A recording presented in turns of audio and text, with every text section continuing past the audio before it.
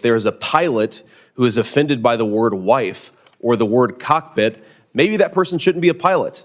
So rather than kowtowing to people who are fragile, maybe we should actually say, if you're so worried about the words that we are using, you shouldn't be flying, multi-ton metal engines through their MIMS stated that when we use terms like airmen or unmanned aircraft, sorry, I'm laughing because this has to be a joke, we're sending a message that only men belong in the aerospace community. Do you agree with that statement?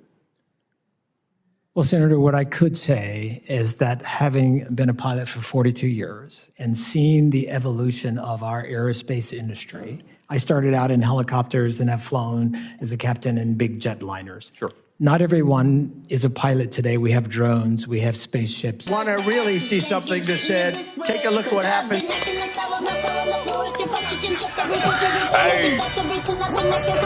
Why this beat so cold?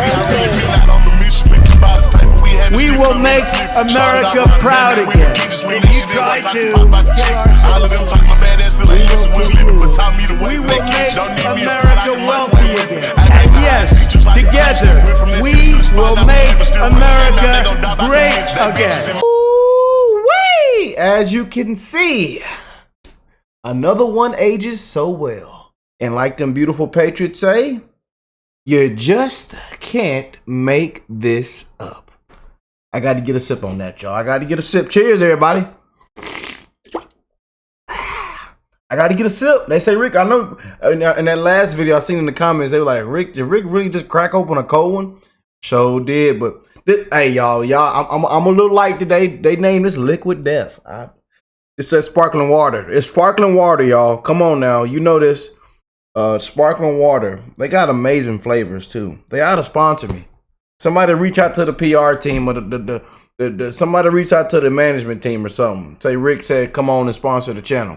But we definitely had to get into this. A lot of y'all sent this over, man. And I'm just glad that we are so back, that we are taking out the garbage. You know, that we're getting rid of all this stupidity, all this nonsense, didn't earn it, all this DEI incompetence, man. It has contaminated all of our lives, as you can see. I'm glad we are getting rid of the trash, man. But JD Vance just again torching it, and it aged so well. It aged so well, man, with this FAA administrator, man. It aged so well, But again, there's gonna have to be a lot of cleaning, a lot of draining from this last administration, man. And it ought to be a deep investigation, And people got to put their hands behind their back. Put your hands behind your back. We're gonna, merch coming soon now. Merch, I see y'all. I see my family in the comments. Merch coming soon now. But it's been absolutely a disgrace, and I'm glad that we are back, man. Taking out this trash, man. All this stupidity, DEI. This definitely didn't age well for the FFA. Before we get into this clip, I want to just again send my prayers, love, and condolences out to the crash victims, to their loved ones and family and friends, man. And again, you guys, I'm wishing the best in all you guys' life.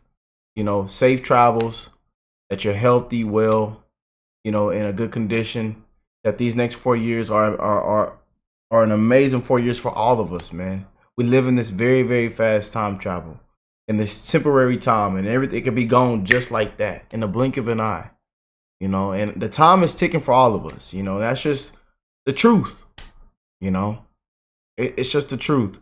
So I encourage y'all, man, spread the love, be an amazing human being, care for one another, love one another, reach your goals, your dreams, because again, the time is ticking for all of us, man. Time is ticking for all of us. So again, wanted to send my prayers and love out, my condolences. And let's jump into this, man. It did not age well. Questions. I just want to clarify that the video that we saw earlier was a simulation done by Senator Cruz, I think, and his team. That was not a real video of the incident. There seems to be some confusion about that, so No, ma'am, I knew it was a simulation. Yes, okay, yeah. thank you. You clearly stated that, but not everybody Got it. may have captured that, so we just want to reiterate that. Next I have Senator Vance.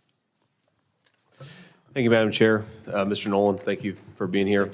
I did not realize that. I'm going to ask just a little bit about some of the unusual increases in obsession with the vocabulary and language that we're seeing in some of the FAA guidance and related documents related to our aviation industry. I want to ask, did the FAA issue a 176-page guidance document changing notices to airmen to notices of air mission in December of 2021? We did. This was in part to avoid using the gender term airman, correct? Yes, sir, I believe so. Okay. On November 10th, 2021, the FAA held an inclusive language summit. Are you familiar with this effort? I am familiar with it. Okay. During the summit, which had a solicitation published in the Federal Register, Deputy Administrator Mims stated that when we use terms like airmen or unmanned aircraft, sorry, I'm laughing because this has to be a joke, we're sending a message that only men belong in the aerospace community. Do you agree with that statement? Well, Senator, what I could say is that having been a pilot for 42 years and seeing the evolution of our aerospace industry, I started out in helicopters and have flown as a captain in big jetliners. Sure. Not everyone is a pilot today. We have drones, we have spacecraft, And so I do believe going to notices to air missions is absolutely the right thing to do. It is an accurate reflection of where our aerospace system is today. Fully supportive of that. And none of that, by the way, detracts from our mission, which is the safety of our airspace, and that will always be our North Star. Yeah, I think the point is, if it makes sense for some aviation reason, that's fine. If it makes sense purely to avoid gendered language, it seems like an unnecessary preoccupation with the words that you're using and that we're using rather than the work that we're doing.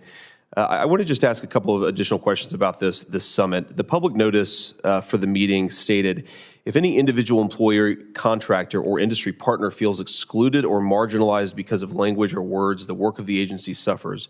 Do you agree that the feelings of FAA employees about language are this important? What I agree is that as we seek to attract the next generation of people into aerospace, mostly they won't look like the people sitting in this room. And so it's our ability to say, how do we bring tomorrow into today, into an industry that is evolving right before our eyes? So our ability to find inclusive ways of reaching underrepresented groups is a right path to be on. Okay, I'd ask you unanimous consent to enter into the record the Drone Advisory Committee public ebook. I have it right here. This document uses the term wife as an example of the type of language that we need to eliminate. Is that something you support? I'm sorry, could you restate the question? I'm sorry, sir. Yeah, I just said, so I'm asking unanimous consent, first of all, to enter this into the record, but it explains that wife, the word wife, is an example of the type of language that we need to eliminate. And I'm just asking if that's something you think is necessary or something you support. I'd have to give that one some more thought. Well, I would hope that the word wife is not something that or is something that we can all agree is a reasonable vocabulary word that most Americans use in their daily life. It's not something that we need to eliminate.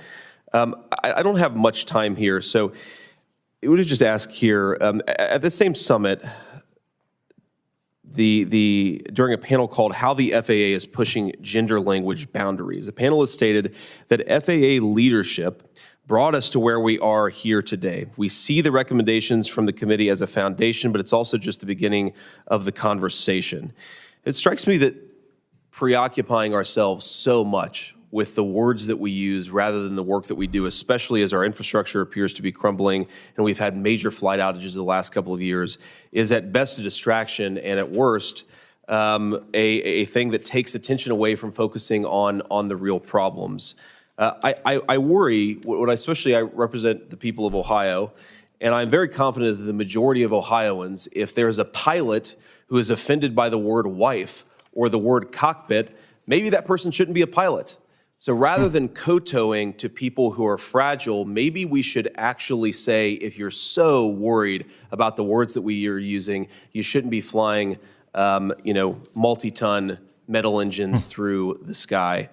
And I just ask all of us to maybe try to focus as much on real problems, like the fact that our aviation system seems to not be working as well as it used to, than the fact that we may use uninclusive or under-inclusive language. Thank you, Mr. Senator Nolan, I Baldwin. appreciate it.